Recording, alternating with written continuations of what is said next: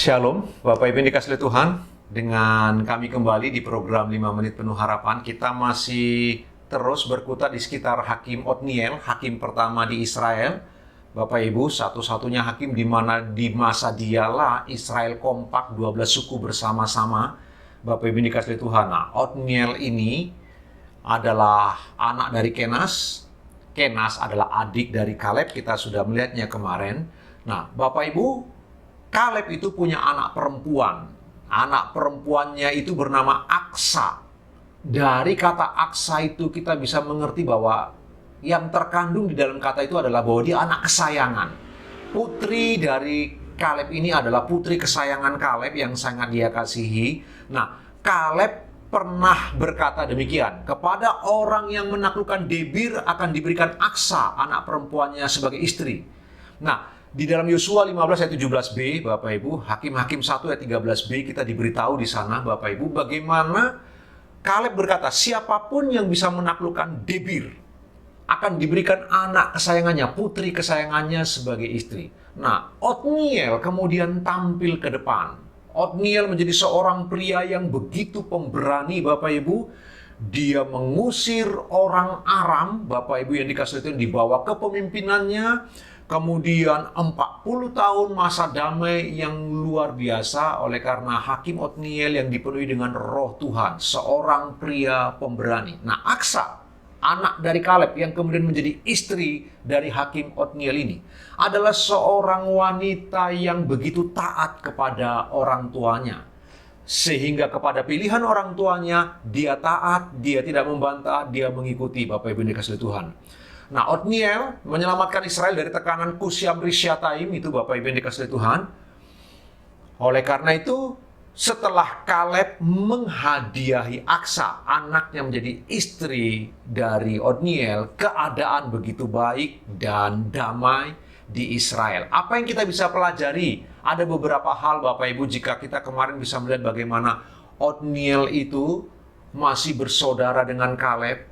Spiritualitas itu turun, Bapak Ibu. Manusia rohani seharusnya melahirkan anak-anak rohani. Di sini kita melihat juga bagaimana Otniel, seorang pria yang pemberani, sekarang bertemu atau menikah dengan seorang wanita yang begitu taat kepada orang tuanya, Aksa, perempuan yang sangat disayang, anak perempuan yang sangat disayang oleh Kaleb.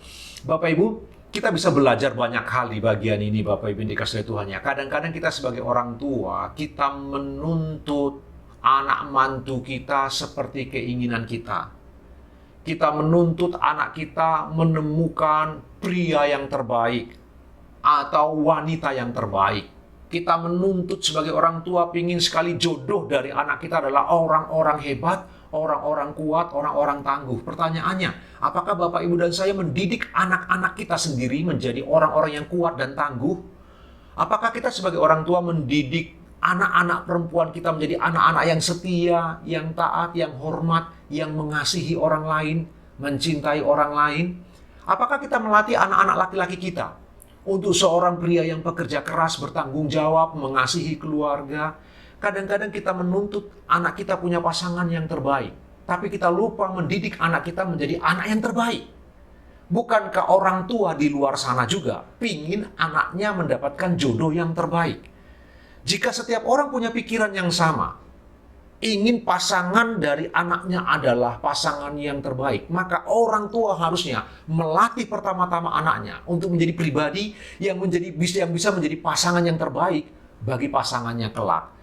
Bapak Ibu, dari cerita kehidupan Otniel ini, Kaleb dan Aksa, perhatikanlah, Kaleb telah mendidik anaknya sungguh-sungguh untuk menjadi seorang wanita yang takut akan Allah dan taat kepada orang tua. Otniel telah dididik oleh orang tuanya yang namanya Kenas menjadi pria pemberani, pria yang takut akan Tuhan, kemudian Allah memenuhi dia dengan rohnya yang kudus itu, dan kemudian kedua orang ini masuk ke dalam rumah tangga. Bapak Ibu, semua kita rindu, pingin punya anak-anak yang punya pasangan bagus yang sesuai dengan firman Allah, pasangan yang benar, pasangan yang takut akan Allah. Tapi pertanyaannya untuk Bapak, Ibu, dan saya, apakah kita telah melatih anak-anak kita, mendidik anak-anak kita, mengajarkan anak-anak kita untuk menjadi pribadi yang bagus juga bagi orang lain, yang benar, yang takut akan Allah? Jika setiap orang melakukan hal ini, betapa bahagianya hidup di depan sana. Kita akan melahirkan keturunan-keturunan yang takut akan Allah dan keluarga mereka baik. Renungkanlah bagian ini bersama-sama Bapak Ibu. Tuhan Yesus memberkati. Selamat beraktivitas.